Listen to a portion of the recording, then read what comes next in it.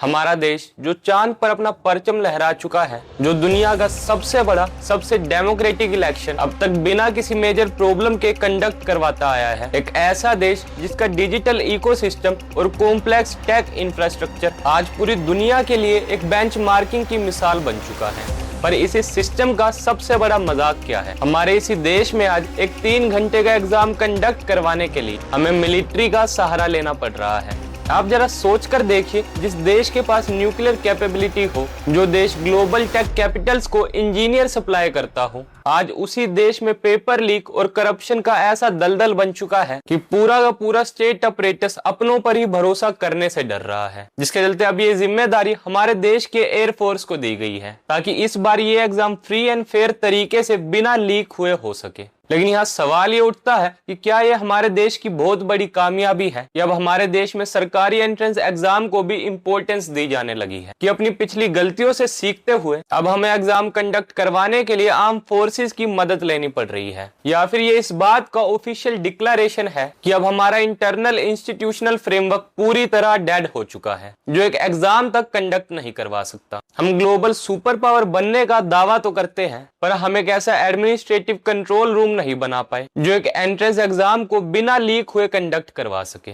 इसलिए आज यहाँ सवाल सिर्फ पेपर लीक को लेकर नहीं, बल्कि उससे भी कहीं ज्यादा गहरा है, जिसे आज की वीडियो में डीकोड करने की कोशिश करते हैं।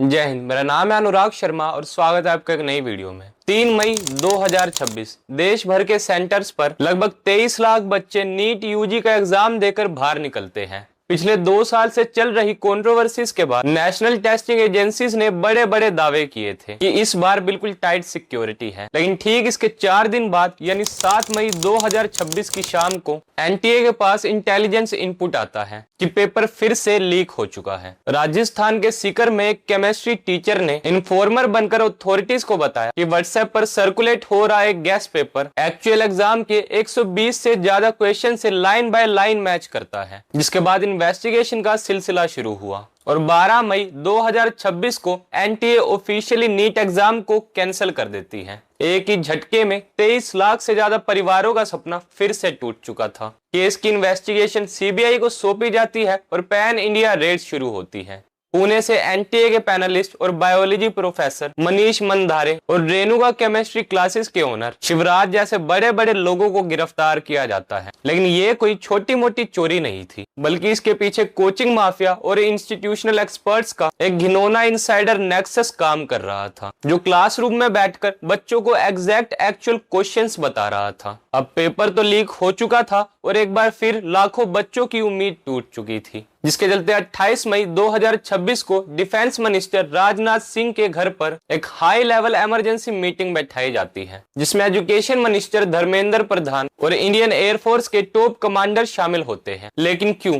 क्या मीटिंग किसी इंटरनल नेटवर्क को टैकल करने के लिए बुलाई गई थी या हमारे बॉर्डर सिक्योरिटी को डिस्कस करने के लिए? तो नहीं, इस मीटिंग का एजेंडा था 21 जून 2026 को होने वाले नीट एग्जाम को दोबारा रिकंडक्ट करवाना, जिसके लिए अब एयरफोर्स की मदद ली जाएगी, जो नीट के क्वेश्चन पेपर को प्रोटेक्ट करते हुए उन्हें एयरलिफ्ट कर ट्रांसपोर्ट किया जाएगा। मतलब आप इमेजिन कर सकते हो, जो एयरफोर्स वॉर जोन में कॉम्बैट मिशंस रन करती है, हमारे बॉर्डर्स को प्रोटेक्ट करती है, उन्हें अब क्वेश्चन पेपर्स प्रिंटिंग प्रेस से एग्जाम सेंटर तक डिलीवर करने के लिए बुलाया जा रहा है। क्यों? क्योंकि हमारा सिस्टम इतना करप्ट हो चुका है, सरकार को अब अपने ही डिपार्टमेंट्स पर रद्दी भर का भरोसा नहीं बचा। उन्हें पता है अगर क्वेश्चन पेपर एयरफोर्स के हाथों में सौंपकर उन्हें एयरलिफ्ट नहीं किया गया तो उनके अपने ही सरकारी बाबू उसे रास्ते में किसी सस्ते होटल के कमरे में बैठकर चंद पैसों के लिए बेच खाएंगे और हमारे स्टूडेंट्स के अरमानों पर एक बार फिर से पानी फिर जाएगा। लेकिन यहाँ सवाल ये उठता है कि अगर एक 100 पेज का पेपर सिक्योर करने के लिए अब हमें एयरफोर्स चाहिए, तो आने वाले दिनों में सिलसिला कब तक और कहां तक जाएगा? कल को अगर रोड ट्रांसपोर्ट मिनिस्ट्री में टेंडर्स के अंदर कॉन्ट्रैक्टर बाबू का नेक्सस पकड़ा गया तो क्या नेशनल हाईवेज बनाने के लिए आर्मी के इंजीनियर्स को डिप्लॉय किया जाएगा? अगर कॉर्पोरेट एनवायरनमेंट में टैक्स चोरी और करप्शन बढ़ गया तो टैक्स कलेक्ट करने के लिए भी बॉर्डर सिक्योरिटी फोर्स को बुलाया जाएगा। अगर नीट जैसे इतने सेंसिटिव पेपर लीक होने की वजह से देश में नकली डॉक्टर्स की संख्या बढ़ गई तो क्या देश भर में इलाज करवाने के लिए मिलिट्री रिलीफ कैंप्स लगाए जाएंगे?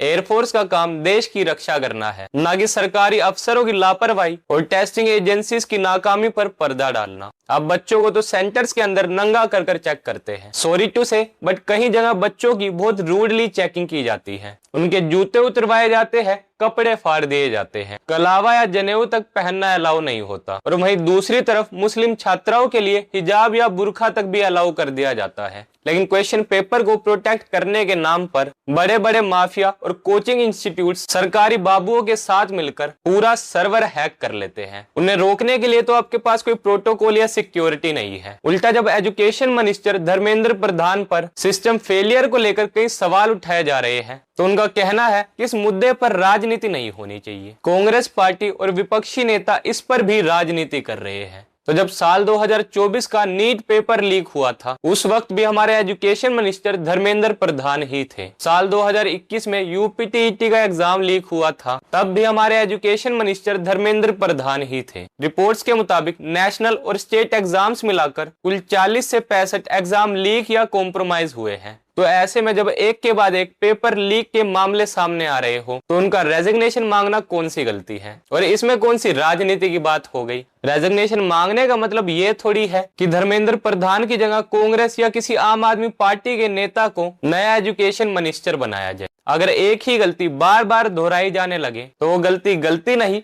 बाकी आप आगे खुद ही समझदार हैं। लेकिन यहाँ सिर्फ सवाल एक रेजिग्नेशन का नहीं है, बल्कि ट्रस्ट और ऑनेस्टी का है। इसमें तो कोई शक की बात नहीं है कि जो काम हमारी आर्म्ड फोर्सेस को सौंपा जाता है, वो उसे पूरी ईमानदारी और अकाउंटेबिलिटी के साथ पूरा करते हैं। इसीलिए अब नीट के एग्जाम को लेकर तो कोई चिंता की बात नहीं होनी चाहिए। बस मेरा सवाल सिर्फ इतना है कि जब हमारा सिस्टम इतना करप्ट हो ही चुका है कि अब उनके हाथ में बच्चों का एक सील्ड क्वेश्चन पेपर तक सेफ नहीं है, जिसके चलते अब ये जिम्मेदारी हमारी एयरफोर्स को सौंपी गई है, तो एग्जाम कंडक्ट करवाने वाली एजेंसी को बंद क्यों नहीं कर दिया जाता। बाकी इस पर आप क्या सोचते हैं, हमें कमेंट सेक्शन में लिखकर जरूर बताएं। टिल देन गुड बाय, जय हिंद, वंदे मातरम।